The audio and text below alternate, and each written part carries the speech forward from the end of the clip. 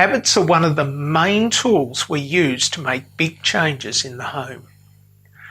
Over the coming weeks, we're going to look at some of the changes that we may want to make in our home that will improve our children's learning and engagement in education. Habits are the way that we're going to get there with making those changes. So to understand habits, we first need to understand something about our brains. Our brains need to think deep and complex thoughts, but they also need to do a whole bunch of stuff, a whole lot of day-to-day things. Imagine how hard your day would be if you had to think carefully about every little thing you did, like making a cup of coffee, cleaning your teeth, getting dressed, driving a car. If we had to put all of those things at the top of our heads and really think about it, we would find it very hard to get anything else done.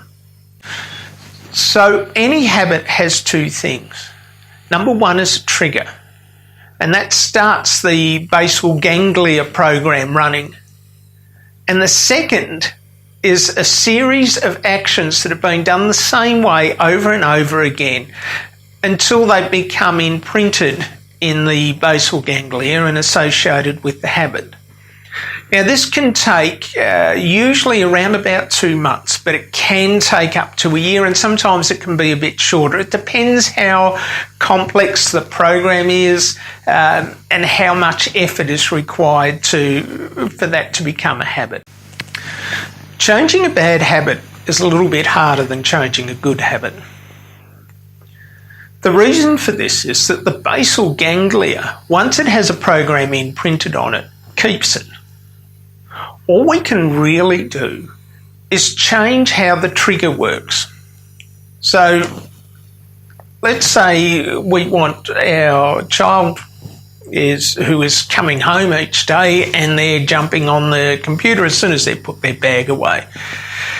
And this is a habit we want to change because they're isolated in the room. We would rather they were doing homework and things like that. And so we know the trigger is putting the bag away.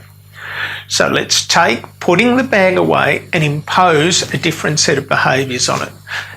And let's keep this pattern up for long enough that it will become the new habit.